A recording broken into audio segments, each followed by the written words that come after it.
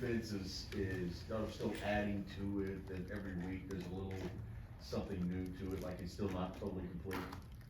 Yeah. I mean, I think we keep putting good things on tape, and obviously we had a couple of weeks where we started pretty slow, but we're able to make adjustments at halftime that helped us win games. But I still feel like we haven't put together a full game. Just where we're going out flying around, similar to what we did versus like Oklahoma. So.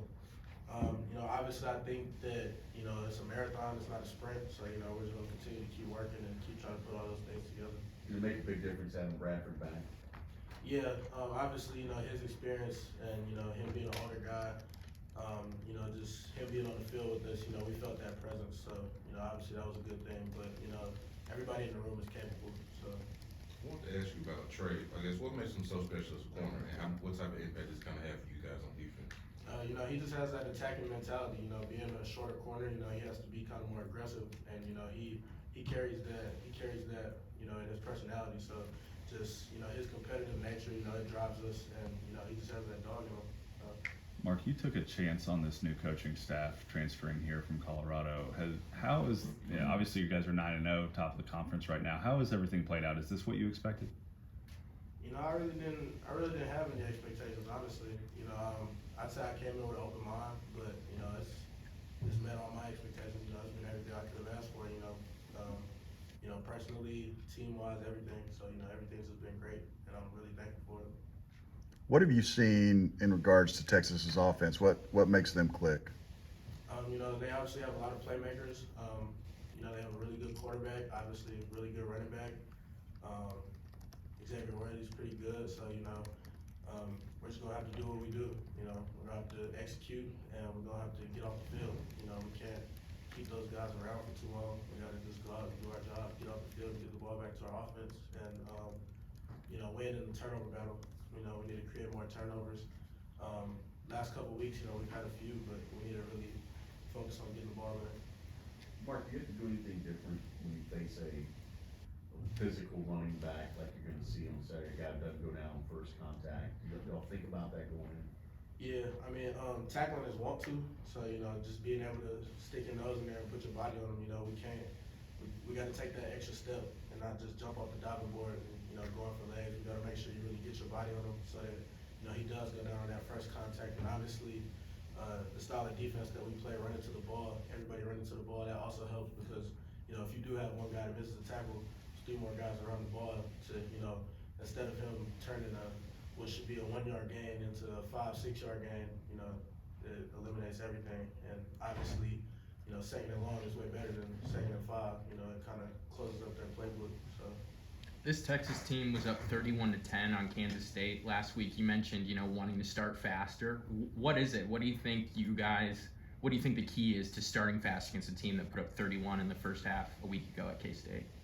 Honestly, it's all about communication. I feel like everybody in the Big 12 is a good team. So, obviously, week in and week out, we're going to have our work cut out for us. But communication is key.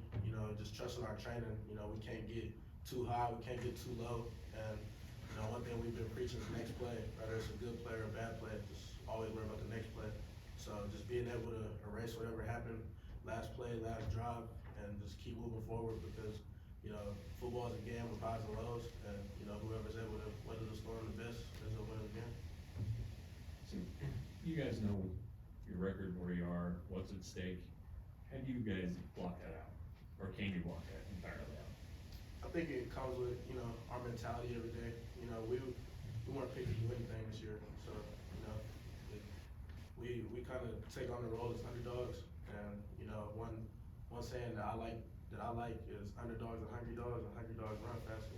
So I think right now we kind of have something to prove, especially with all the noise and all the talk that's been going on. But we don't really pay attention to any of it. We just come in and work every day and just try to keep getting better because obviously we know that we're 9-0, but we still have 3 games left on our schedule in the regular season, and then whatever's on from that, we'll worry about that when that time comes. But this week we just focus on Texas and try to take that next step. You guys are going to be without D. Winters for the first half of this game. How does that change what you guys want to do defensively in the first half? wouldn't say it changes much. You know, obviously D is a a really good leader, and he's a big part of our defense. But we believe in the guys that that are behind D. Obviously on Saturday, Shad came in and he made some big plays as well. So I think it's just kind of that next man up mentality. How impactful would it be to get Quentin Johnston back in lineup for you guys, one of the team captains? Both, what does he do for you guys on and off the field if he can play this week? Yeah, that's obviously big as well. He's a big part of our offense. But like I said, it's kind of similar to D. All the receivers behind Quentin are just as capable as Quentin is. But obviously we love to have Quentin on the field with us. But his health comes first. So. Mark, how much confidence did it kind of give you guys against Texas Tech, where you had a game really for the first time this year where the offense was struggling to score, but you guys defensively were able to keep them in the game? How much confidence did that give y'all as a group? It gave us a lot of confidence. I think the thing with us was, in previous weeks we would tell ourselves that, we can't always rely on the offense to keep, putting up, this high amount of points to keep us in games. So eventually, it was going to fall back on us. And I think Saturday, that was our chance to show that, we can get stops, we can get them the ball back and, keep us in games. So I think that did a lot for our confidence, but obviously, it's still things to build on, still things to get better at. And, obviously, they're gonna get back on their right track, but, that was good for us. Mark, is there anything specific that stands out about Texas's receiver room? I'd say they have multiple, different types of receivers. Obviously, Xavier Worthy's kind of like a take the top off kind of receiver. He's not super big. Worthington, he's more of the bigger kind of receiver. They have some tight ends that do different kind of things. So I think they have really good pass catchers, but like I said, we're just kind of focused on us right now and just trying to do what we can. What have you been told about the type of atmosphere you guys are going to be going into? This is the first time you've played at Texas, correct? Yeah. Well, when I was in Colorado, we played them in the Alamo Bowl 2020, but I didn't play because I had COVID. But yeah, my first time being in Texas. It'll be a good environment. Away games are always good environments. College game day gonna be there, so it's gonna be a fun time.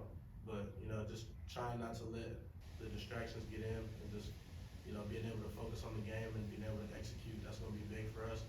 And it's gonna be a challenge.